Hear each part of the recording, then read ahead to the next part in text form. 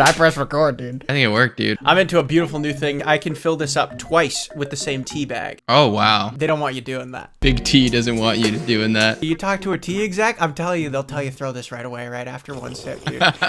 Lipton hates this man for revealing one small trick. I think you've got some stuff to say about John Mayer, right? You got some stuff to get off your chest. I got some stuff to get off my chest about John Mayer today, dude. He's had a freaking meteoric career. Just an absolute star in the sky. He's one of those guys where you know his songs better than you know him.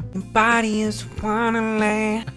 God, there's not another voice like that guy. Let me say, boy's got some pipes. Boy's got a nice set of pipes on him. But we're not here to sing his praises. No. There's been something known about John Mayer for a very long time, and it's that he does these tangents in interviews. He speaks in these riddles. He speaks in these metaphors. He speaks like he's writing a song. But it can very easily be misconstrued as pretentious. It's not English as a second language. It's language as a second language. I'm a recovered ego addict. The pandemic was sent to me by the god of loneliness. To be responsible for the magic carpet ride is more interesting to me than to be the carpet. I remember every time I ever stood next to Steve Jobs. I listen to the record. I pick one song a day and just go 6 times into it because I can't believe it's me. He's obviously a very creative lad. He can't help himself. He goes into an interview and next thing you know, he's writing a song with his words. He's done dozens of interviews, said insane stuff. I want to zoom in here on a specific video. John Mayer doing an interview with GQ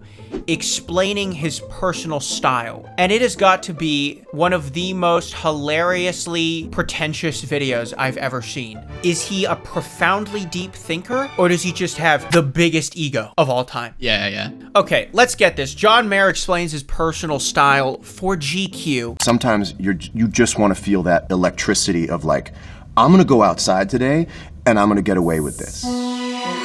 I always love that part because it sounds like he's going to go commit a crime or something. I'm gonna go outside today and I'm gonna get away with this.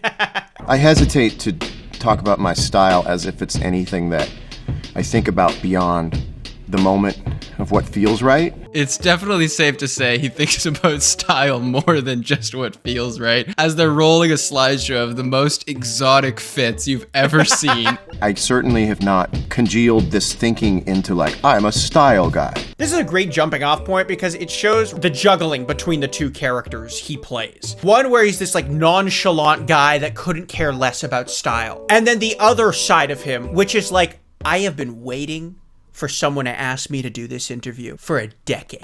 I have so much to say. The video runtime is 5 minutes. You know he talked for like 4.5 hours. The editor is like, what do you want me to do with all this? Can you do 5 minutes? You're gonna hate me, but we have 4.5 hours of raw footage of John Mayer talking.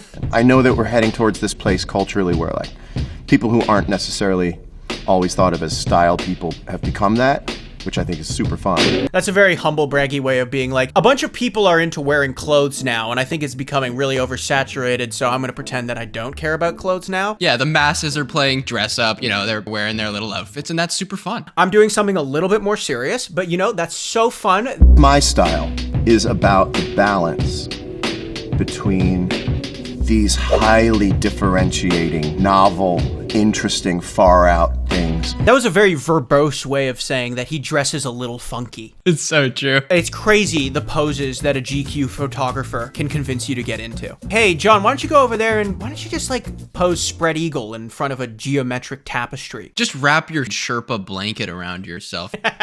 2005, you'd go to Japan and your cell phone wouldn't work. And that was really exciting. I was walked into Visvim by a friend of a friend, you know, like guys who really have it going on in Harajuku and stuff. I love that line because you could just tell he can barely utter the sentence because of how pretentious it sounds.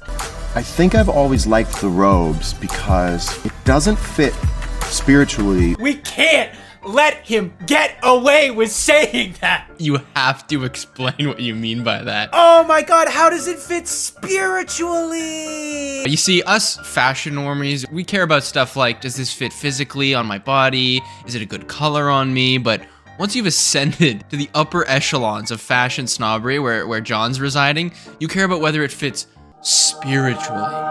Could you imagine him working at H&M? Just being like, great, how do those chinos fit around the waist? Okay, now how do they fit here? It becomes sort of like a room. Hard to explain. There's a real power to it.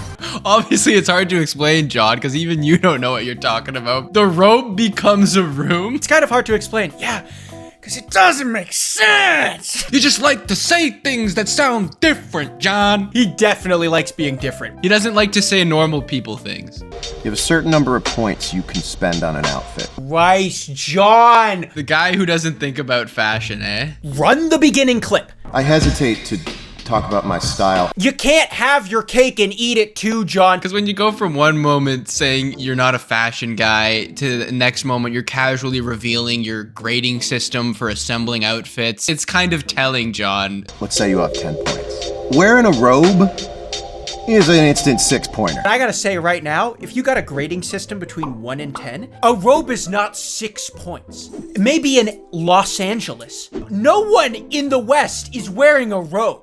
That is like an 11. My kaleidoscope, geometric, multicolored robe. Just a mellow 6. Look at the pictures of you from your 20s and your early 30s. People are working that out. To every person in their 20s and their 30s, wear that hat. Thank you, John. That actually means a lot to me. That's just the boost of confidence I needed.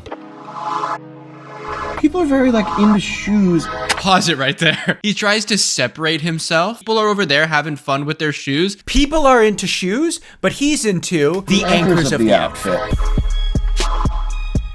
I can't even name some of the articles of clothing he has on. Like, what do you even call that? I don't know what that is. He's dressed like a Sherpa. He's dressed like he's on the spice route or something, carrying like cinnamon. A lot of people see shoes as the main event.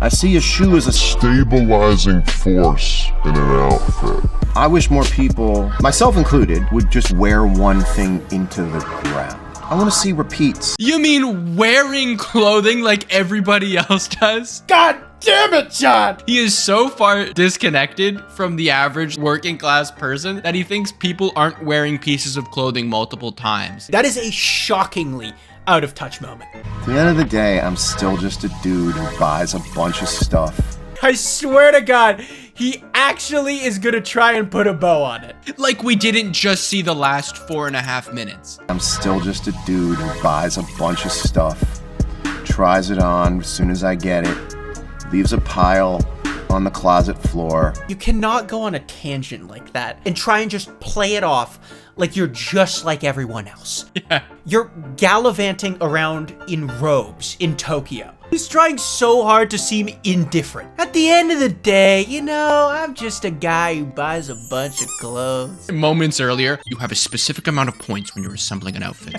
I'm just a dude who buys a bunch of clothes and has figured out his own sort of code for putting them on. Lest anyone think that this has become too precious. Too late, John. You went there. They let you talk for 2.5 hours. You know you went overboard a few times. You're trying to walk it back. Just a dude who buys a bunch of clothes. Aren't we all? We're all just people who buy a bunch of clothes. Oh! My God, John. We're all just people who buy a bunch of clothes. And he talks about leaving his clothes in a heap on the closet. Leaves a pile on the closet floor. I promise you his $1,300 Visvim limited edition robe is nowhere near a lump of clothes on the floor. I think I saw him actually with like Tupperware organizing boxes with labels on them. It's like at some point you gotta wonder, like, is he self-aware? Like, is this a bit? I know. Is this the ultimate bit? How is he not driving home from these interviews, just thinking about the interview and like what he said and just being like, ooh. Yeah, I did say robes were like a room. I did say it doesn't fit spiritually. I came into this thinking that I was going to be really reserved about this, but goddamn did they crack me open like an egg.